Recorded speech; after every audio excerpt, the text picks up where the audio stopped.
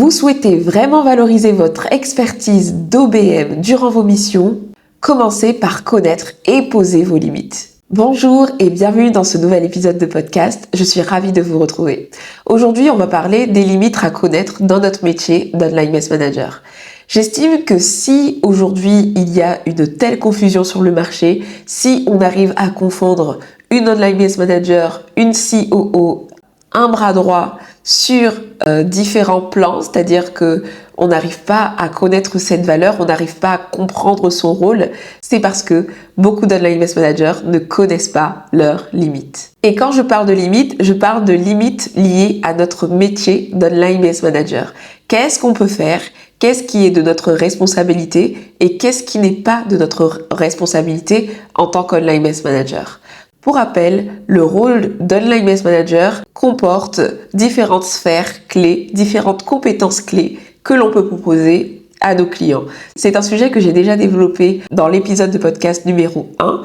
Dans notre rôle d'Online Business Manager, on va retrouver de la gestion de projet, de la gestion des opérations, de la gestion d'équipe, de la gestion de données, de la gestion des process et des systèmes et de la coordination aussi des outils au sein d'une entreprise. Donc ça, c'est le cadre de référence de l'Online Business Manager. Alors voyons ensemble tout d'abord pourquoi il est essentiel pour vous de connaître vos limites en tant qu'Online Business Manager. Premièrement, pour l'éducation. Parce qu'effectivement, le rôle d'OBM n'est pas hyper connu. Donc le fait de connaître vos limites va pouvoir vous aider à éduquer à toutes les personnes avec qui vous collaborez, que ce soit les freelances avec qui vous travaillez ou encore l'entrepreneur avec qui vous travaillez, l'éduquer sur ce rôle central dans les entreprises. Deuxième chose, c'est que connaître vos limites va vous permettre d'apporter de la clarté dans votre posture durant vos missions et forcément du coup, moins de frustration pour vous et pour vos clients. Et puis le troisième point essentiel aussi, qui fait que c'est hyper important pour vous de connaître vos limites en tant qu'OBM, ce que vous pouvez faire et ce que vous ne devriez pas faire, c'est tout simplement le respect. Le respect du métier, le respect pour vous en tant que freelance, parce que des fois, vous allez voir que parmi les points que je vais aborder, il y a des choses qui vont carrément dévaloriser votre expertise, du coup, en tant qu'Online Business Manager, et valoriser également l'investissement de votre client. Si votre client vous recrute aujourd'hui pour un poste d'OBM, le minimum ce serait d'honorer ce poste d'OBM et de lui fournir les prestations dont il a vraiment besoin et pas créer finalement quelque chose d'assez brouillon où votre temps est dilué dans plein de choses qui ne vous concernent normalement pas. Alors c'est parti, on va rentrer maintenant dans le cœur du sujet puisqu'on va voir ensemble 6 choses dont vous n'êtes pas responsable en tant qu'Online Business Manager et surtout pourquoi vous n'êtes pas responsable de ça. Premièrement, les tâches opérationnelles. Quand je parle de tâches opérationnelles, je parle vraiment de tâches qui sont répétitives et où votre expertise d'OBM n'a aucun enjeu. Exemple, programmer du contenu, que ce soit les newsletters, les réseaux sociaux, faire de l'administratif pur et dur, l'envoi de contrats à signer, l'envoi de colis, le suivi des clients. En fait, lorsqu'on devient OBM, c'est très important de comprendre que parmi toutes les responsabilités que l'on peut vraiment avoir en tant qu'Online Business Manager, notre première responsabilité, c'est de ne pas avoir la tête dans le guidon, de ne pas être cette personne dans la boîte qui est purement dans l'opérationnel et qui passe sa vie à faire des choses sans prendre du recul. S'il y a bien un poste en freelance ou la prise de recul, ou le fait de ne pas être la tête dans le guidon, à faire quelque chose d'opérationnel, de très précis, et valoriser, c'est bien notre rôle d'Online Business Manager. Pourquoi? Tout simplement parce que notre responsabilité en tant qu'OBM, c'est de pouvoir avoir une vue d'ensemble, c'est de pouvoir coordonner, c'est de pouvoir déléguer justement des tâches opérationnelles et s'assurer que ces tâches opérationnelles sont bien exécutées. Est-ce que je suis en train de dire que vous ne toucherez jamais à de l'opérationnel durant vos missions? Ce serait vous mentir. Il m'est arrivé aussi dans certaines missions de parfois, pour dépanner, faire quelques missions opérationnelles. Ça fait partie du jeu. Mais attention à ce que ça ne devienne pas quelque chose de récurrent. Attention, lorsque ça vous arrive aussi, à bien expliquer que c'est un cas exceptionnel et que vous n'allez pas rester sur cette mission à long terme parce que ça ne fait pas partie de votre rôle. C'est à nous, en fait, en tant qu'Online Business Manager, d'être ferme sur ce qu'on est censé faire et de refuser de rentrer en routine dans des missions qui ne sont pas dans notre champ d'action. Deuxième chose dont vous n'êtes pas responsable lorsque vous rejoignez une entreprise, ce sont ses résultats. Si vous démarrez une mission et que vous avez l'impression que l'entrepreneur attendez-vous des résultats chiffrés du genre, lors du lancement, il faut que tu me permettes d'atteindre 100 000 euros de chiffre d'affaires, par exemple. Ça, ce n'est pas de votre ressort en tant qu'Online Business Manager. Notre responsabilité en tant qu'Online Business Manager, ça va être par exemple de piloter le lancement, de s'assurer que les deadlines soient respectés, de s'assurer que l'équipe ait le bon brief, de s'assurer que les livrables produits, la page de vente, etc. respectent les standards de l'entreprise. Mais à aucun moment, vous pouvez, en tant qu'Online Business Manager, avoir la responsabilité d'un résultat. D'ailleurs, ça me permet là tout de suite de faire une petite sensibilisation à toutes ces OBM que je vois avoir comme une posture de coach business. Il y a une différence entre un coach business qui va avoir la posture de coach, qui va coacher l'entrepreneur pour qu'il puisse développer son chiffre d'affaires, et une Online Business Manager qui va aider l'entrepreneur à structurer son entreprise pour soutenir la croissance. Est-ce qu'on va brainstormer avec l'entrepreneur sur les stratégies? Oui. Est-ce qu'on peut suggérer des idées stratégiques? Oui. Est-ce qu'on doit faire de la veille marketing? Oui. Mais est-ce que nous sommes des coachs business qui devons stimuler l'entrepreneur pour qu'il atteigne des objectifs chiffrés spécifiques? Non, ce n'est pas de notre responsabilité. Et c'est très important d'être au clair là-dessus, parce que même lorsque vous arrivez à un stade de tarification où vous pouvez avoir une base fixe et une base variable, votre base fixe doit pouvoir couvrir vos compétences de structuration et d'organisation. Vous n'êtes pas un expert en marketing, donc vous ne pouvez pas avoir une grosse partie de votre chiffre d'affaires qui va être jaugée en fonction d'une stratégie pour laquelle vous n'avez pas l'expertise attendue. Donc même lorsque vous facturez vos clients avec un pourcentage qui est lié au chiffre d'affaires, vous devez pouvoir vous garantir une rémunération qui va tout simplement solder toute la partie compétences en structuration, en respect des deadlines, en gestion de projet, etc.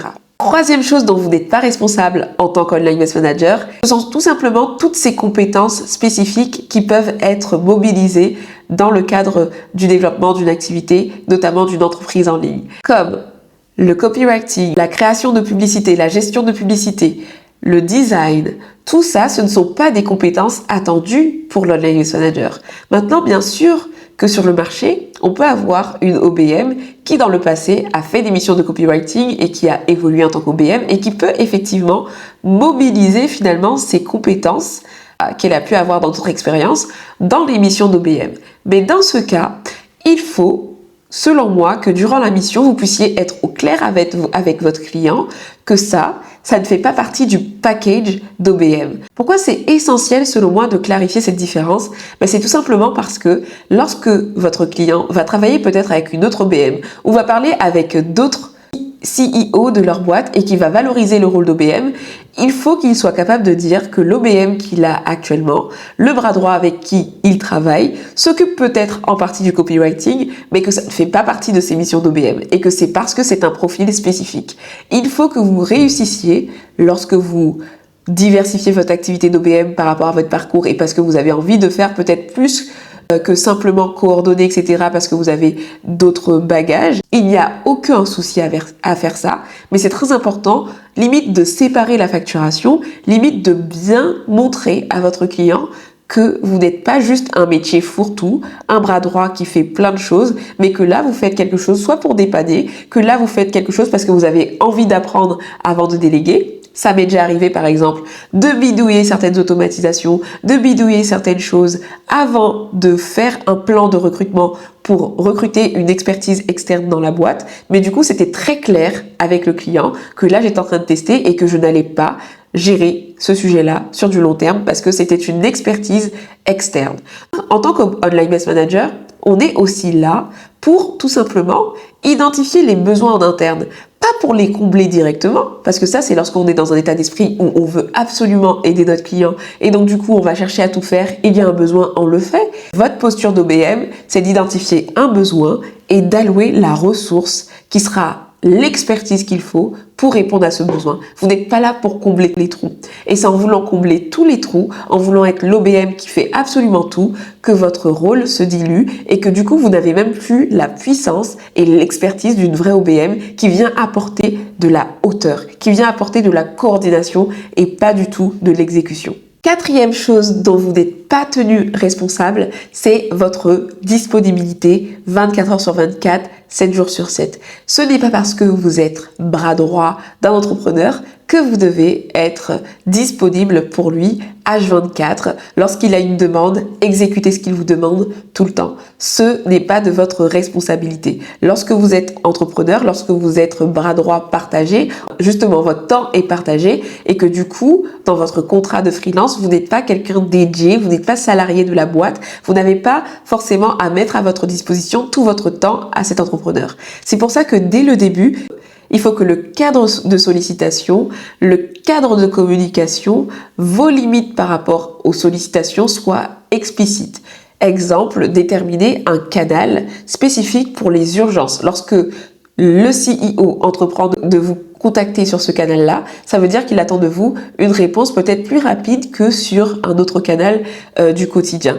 Généralement, c'est rare qu'il y ait des urgences, à part dans des contextes spécifiques. S'il y a des lancements, effectivement, on peut se tenir plus disponible. Je suis pas en train de vous dire que vous devez n'être jamais disponible pour vos clients. Bien au contraire, il faut être disponible, mais être disponible dans un cadre. Votre client n'a pas à vous solliciter à des moments où vous êtes sur vos temps personnels pour des choses qui ne sont pas urgentes. Ce n'est pas normal. Je dis ça parce que lorsqu'on parle du rôle de bras droit, parfois on a l'impression que c'est un rôle sacrificiel qui fait de vous quelqu'un d'indispensable au CEO. En fait, ce n'est pas du tout ça. Et lorsque vous rentrez dans ce schéma où vous êtes simplement quelqu'un de disponible à la merci de votre CEO, vous perdez en valeur, vous perdez en posture, vous perdez en expertise et aussi en liberté. Votre business devient un enfer parce que vous n'avez plus de liberté alors que vous avez décidé d'entreprendre pour justement vivre plus d'équilibre. Alors pensez bien à ça lorsque vous démarrez vos missions. J'en parle aussi dans l'épisode de podcast sur les limites